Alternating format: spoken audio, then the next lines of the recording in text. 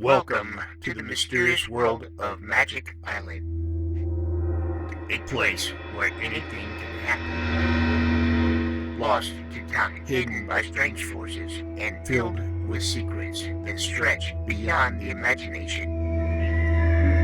Our heroes have set sail into the unknown, where adventure, danger, and discovery await them at every turn. Each episode brings them closer to unlocking the island's mysteries, but with new challenges. Who knows what they will uncover next? Now sit back and close your eyes. Let the theater of the mind take you on a journey to Magic Island.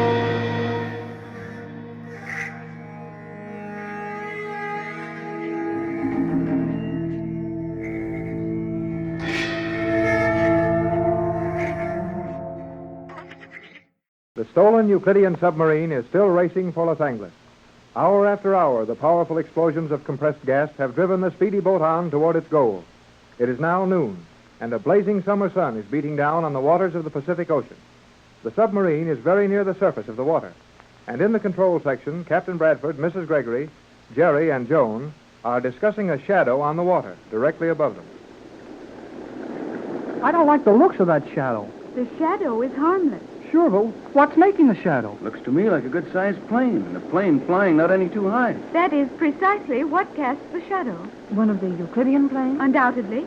That is one of the planes from the island, and the pilot is very carefully keeping his shadow directly over us at all times. Oh, then maybe that shadow can hurt us. Now, Jerry, you've been around that magic island so long, you're imagining things. Well, what's that shadow doing there, then, if it's not for our benefit? The shadow is probably kept over us for a definite reason.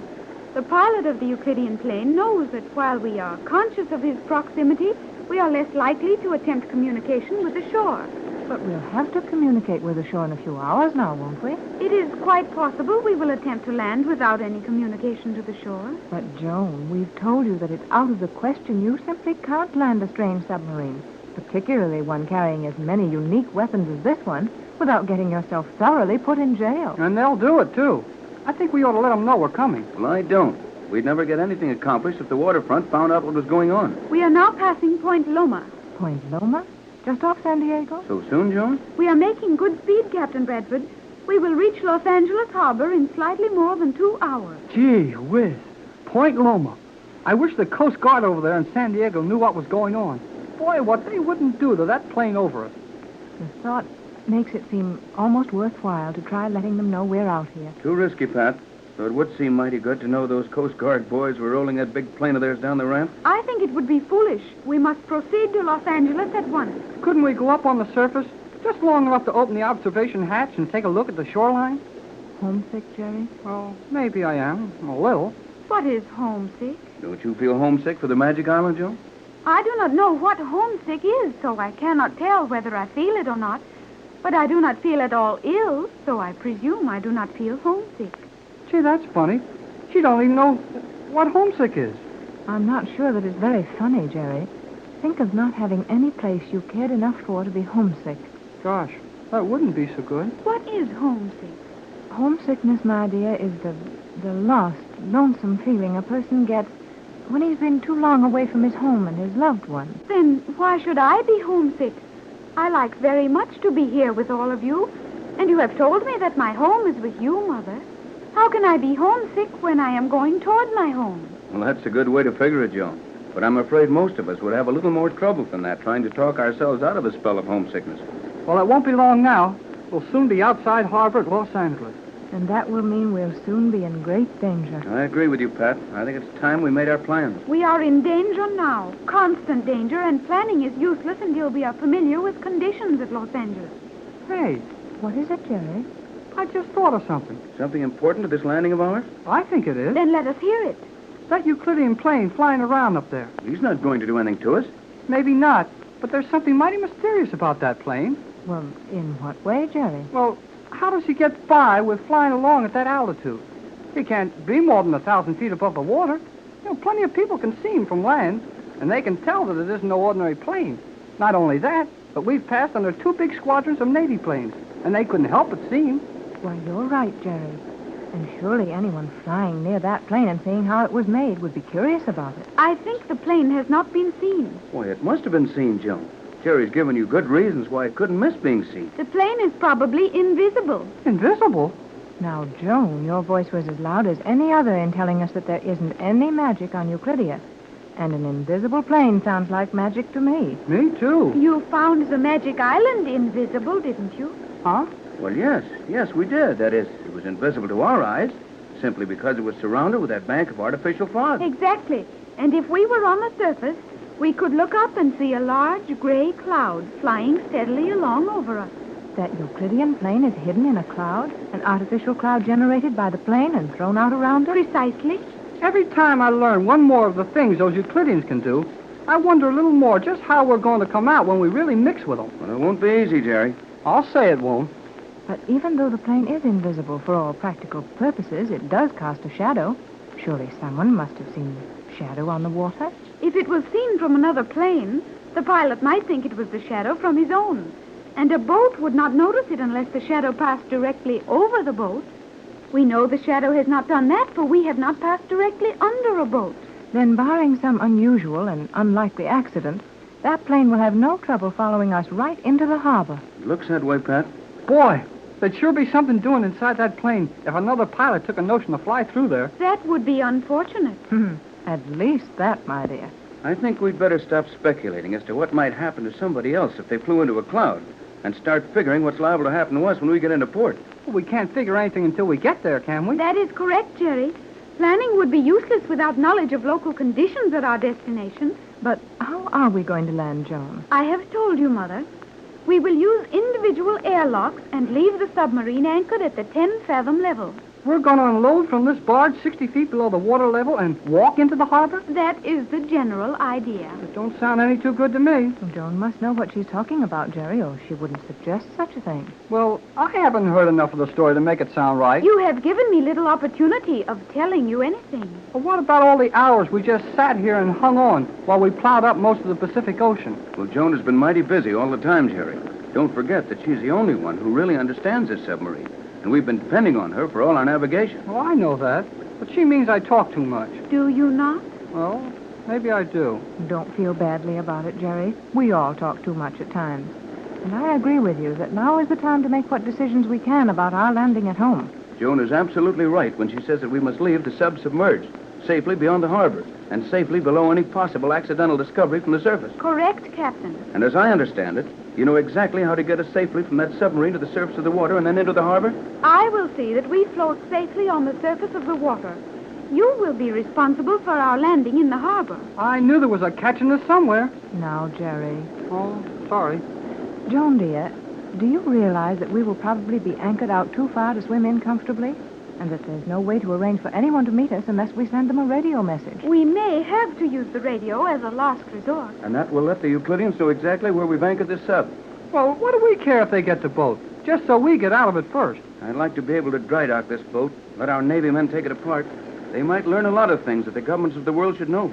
I think we will be able to lay our plans when the time comes. For the moment, I have a far greater problem facing me. What's that?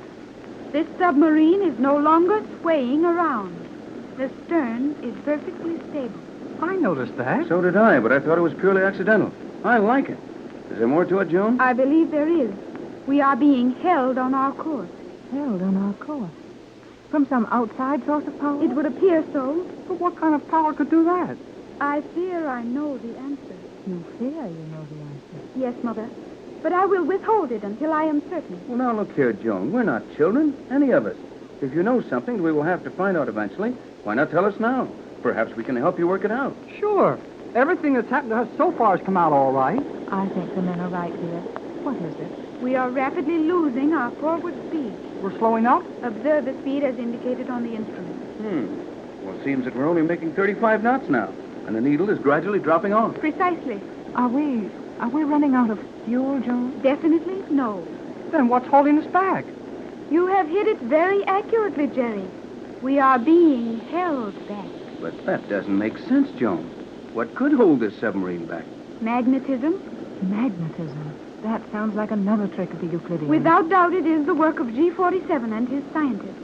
But how could they reach us? Joan, look. That speed indicator has fallen off to 30 knots. It will not fall below that speed, I think. You seem quite certain what is taking place, Joan. I am almost sure. One moment more, and I will know. One moment. Is something going to happen to us? Nothing more than is happening now. Captain Bradford, you are a navigator. Will you look at my compass? Why, sure, Joan, but what... Oh. Huh? What'd you see, Tex? This compass is pointing due south, and we're running due north. Every instrument on this board is paralyzed, and every needle that is near enough the horizontal to swing free is pointing south. Then the Euclideans are using magnetism on us. They're sending out magnetic beams from that island to hold us back. I don't believe it. Even on the Magic Island, they haven't got strong enough magnetic powers for that. Oh, maybe they could pull the compass around, but they sure couldn't hold the submarine back. Correct, Jerry. It is not being done from the island, but it is the work of the Euclideans. From that Euclidean plane flying over us? No, Pat. Wait a minute, I think I've got it. There's the Euclidean submarine right behind it. Oh, no, Tex. Yes, Mother. Oh, but how? You must be wrong, Joan. You said this was the fastest sub on the island. Yes, but do not forget that we lay at the bottom of the ocean, practically motionless for hours. You're right. And every time we had to dive to get away from those bombs, every time we had to submerge to keep out of trouble, there was a sub gaining on us all the time. Gee, one of those Euclideans plowing along our course, just waiting for a chance to catch up with us. But how could they have been so sure of our course? That is one occasion where the very perfection of Euclidean machinery has betrayed us. Any Euclidean submarine commander would know that we would be navigating with the automatic devices, and that our course would be the regular Euclidean course to Los Angeles. He could not fail to follow us. And now, there's one of those submarines practically on top of us. He must be pretty close, isn't he, Joan? Within a mile, or his magnets would not hold us back. Well, what are our chances? To outrun that submarine, we have no chance. But he will never shorten the distance between us. Well, that's all right here. But when we get to Los Angeles, what then? Yes, Joan. What then? We can't possibly get out of this submarine and escape during the few minutes it will take him to catch up with us after we stop. Well, I don't see what we can do about it. It's up to you, Joan. I see no more chance of escaping that submarine than you do. That is, if we attempt to stop at Los Angeles. Attempt to stop? Joan, we must stop there. Then that other Euclidean submarine will stop with us. And what will happen then, I am afraid to say.